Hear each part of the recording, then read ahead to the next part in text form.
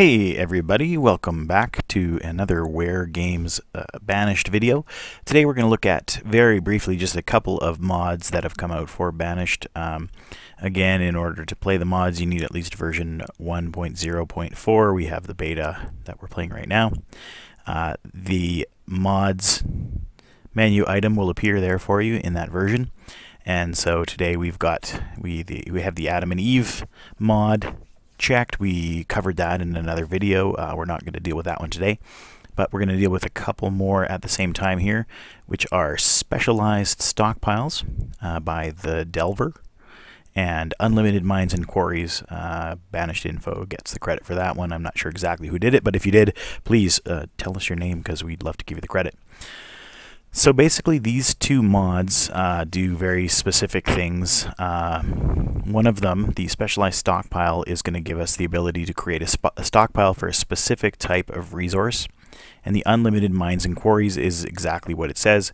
It's a mine and or quarry that just never runs out of product.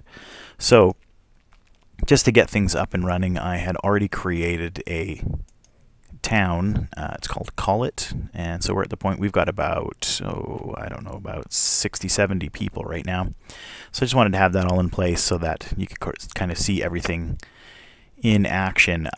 So as far as the unlimited mines and quarries goes, there's not a lot to see.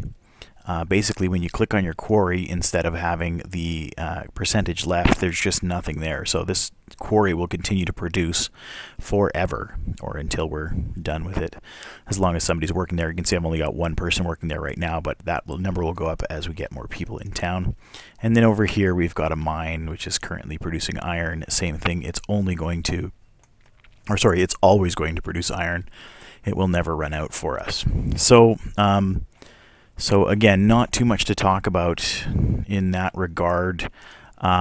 These will obviously make the game easier because you'll never run out of stuff. I mean, we've still got a fair amount of both of those resources close by, but you do get to a point where you either need to import or dig for it yourself. Basically, having these is going to make that a lot simpler. So if you're looking for an easier experience, or if you're just tired of having lots of quarries and or mines all over your map, that might be the one for you. As I said, it will make the game easier for you for sure. So over here, we'll just have a quick look at the stockpiles, which takes a touch more explaining, not too much, mind you. But if you go to your menu item where you would normally have, basically you would normally have your stockpile, and we'd only have these first four menu items if the mod wasn't loaded. So if we created a stockpile, that stockpile will take all types of items. So it will have logs, it will have iron, it will have coal, it will have firewood, it will have stone. But the mod itself basically creates new stockpiles that can only accept a certain item. So you can see here our wood stockpile is key 5 and firewood is 6, stone is 7, iron is 8, and coal is 9. So what we can do is we can create specific specific stockpiles that only take one type of item. You can see here in my town, this particular stockpile is the old style, and it's called Stockpile, and you can see there's 4 different types of resources in it at the moment.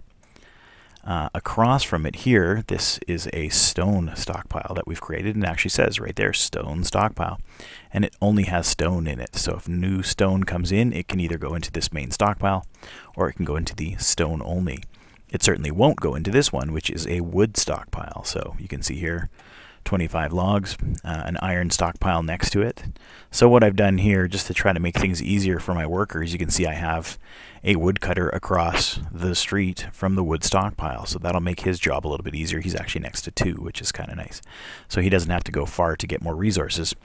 And my blacksmith is right here, and at this point we're just creating iron tools. He needs logs and he needs iron, so there's his wood stockpile to get his logs, and here's his iron stockpile. So that should speed things up in order to create tools and that kind of thing. And then over near our mine, I created a coal stockpile. It should be an iron stockpile though, because we're actually producing iron, aren't we? So great, let's put one of those in right now. Here we go, iron stockpile, and we could just put one in right here. Now our workers don't have to go as far to drop that off. It can come in very handy for certain things. You can see here we've got a stone stockpile. I believe I put that in because there was quite a bit of stone over in this area. I've got a general one there, but if we were to put, say, a bridge over here and we wanted to just get all the timbers, I want to cut down all the logs, we could put in a log stockpile, and that would allow our workers to drop them off more quickly without having to come back. So again, over here we've got one of our little setups. We've got our hunting cabin, we've got our gatherer's hut, and we've got our forester's lodge. So this would probably be a good place to put a log stockpile, so that we could collect all of the logs that are coming from this area when we do go in to cut it down. So not a lot other than that to show you. It's an interesting idea. My big concern, of course, is always going to be, oh, do I have enough stuff? Do I have enough places to put stuff? But that can easily be sorted out with the standard stockpile. As long as you have a couple of those, they'll be like a cover. There'll be a catch-all for everything, and it certainly creates opportunities for you to have materials closer to where you need them. So that's kind of a fun mod. So that's basically those two mods. I'll be covering some other mods in the days and weeks to come. But yeah, I think both of those are very handy. Long term, I'm not sure that I would keep both of them on all the time. I think I would probably turn off the unlimited, unless my goal was to create a giant town and not have to import resources. It's one of those that's going to make the game a lot easier, in my opinion. Not to say that it's bad by any stretch, but I might use it judiciously. And the stockpiles, I don't really know whether I'm going to use them regularly or not. They seem like a good thing. It seems like a useful thing. So I might continue to use those.